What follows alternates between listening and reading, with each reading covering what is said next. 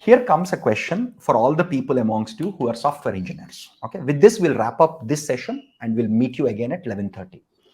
So my question is this: how would you shuffle in code? Suppose you have a bunch of numbers. Okay, so suppose you have a list or you have an array, right?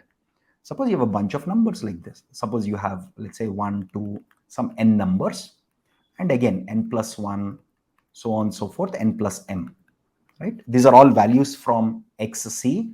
These are all values from xt, right? We combined. Combining is easy, right? It's about concatenating two arrays or concatenating two lists.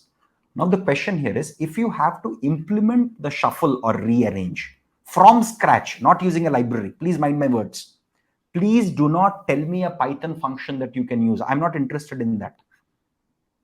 The question here is, given a bunch of n plus n observations, how do you generate the shuffled data? This is an actual interview question at product-based companies for data science roles. This is an actual interview. Again, I'm just looking for the idea or the pseudocode. If you write pseudocode, great. Just write the idea. Please don't tell me that there is a Python function that does this. What we are looking for is, how does the Python function work internally? Concatenation is trivial. If you have two lists, you can simply concatenate. How do you implement the shuffle feature from scratch on your own? I think shuffle exists in Python inbuilt, but if you have to do it, how do you do it? So we have these n plus m numbers here, right? So this corresponds to the value that's stored in the first index, second index, third index, etc., etc. One way to come up with these permutations or rearrangements or shuffling is using recursion. This is a standard computer science problem that you can solve using recursion. In many universities, this is a typical exercise problem in data structures and algorithms course. Again, we have also discussed how to do this on our YouTube channel, I think probably from last year, where we had a ton of code walkthrough live sessions. In them, we discussed how to implement, how to think from a recursion perspective on permutation. Again, the recursion concept here is very simple. Imagine you have these numbers. You pick any one number. Let's assume you pick 3. You list 3 first. Rest of the numbers, then you remove this. So you initially started off with n plus m numbers. Then you removed one number. You are left with n plus m minus 1 numbers. Now you recursively permute these n minus 1 plus 1 numbers, and so on and so forth. So you can do it using recursion. But there is an alternative way of also doing it. So let me take you through a simple explanation of this from Wikipedia. Again, permutations, Wikipedia. I think it's called, I forgot what the article is called, random permutation. One second. So, okay, so this is a very simple strategy. Is there a code somewhere here? Okay, we don't have to worry about it. Don't worry about it. Okay, so the simplest idea, again, this is something that many of you recommended. Again, there are a ton of ideas and algorithms on how to generate random permutations. There are many ideas around it. Something that many of you suggested just before the session wrapped up earlier was very similar to this, while there are other algorithms also. The idea here is this. Imagine if you have some n numbers, right?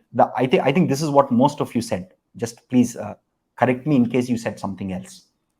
So you said, okay, I'll pick, let's say, some random number in this interval. So you'll generate, you can, using the random number generator, you can say, I want a random integer between, let's say, 1 and n. Just a Google search away. So if I recall, I forgot the exact function that does this, but I think in Python, random integer in a range, it should be fairly quick. Generate random numbers between 0 to 9. Okay. Yeah, so rand range, I think. Yeah, so there are simple functions in Python which can let you do that. Or randint is also there. Yeah, I remember randint. So it basically generates all the numbers between 0 and 9. Right? Very simple. So the idea here is very simple. You generate a random number between these. Let's assume you generate 3. Right? So you have n places to fix, right?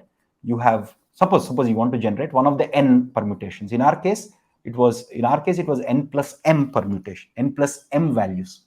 But the same logic works even here. Okay. So let me just go here. So first, let's assume you picked 3. So you place 3 here. Okay. So you generated a random number. So rand int, you're using this rand int from 1 to n. So first, let's assume it generated 3, so you placed 3. Again, you generate one more number. Like next time, let's assume it generated some 10. So you remove this 10 and you place the 10. Okay, you keep a track of which all numbers have already been placed. Next time when you generate a random integer, there is a possibility that it generates 3 again. That's why I said keep track of whichever numbers have already been placed here. Okay, next time let's assume it generates 3 again. You say, no, the third element we have already picked and placed it here. So you completely ignore that. You again generate. You keep doing that, right? So you retry in such a case.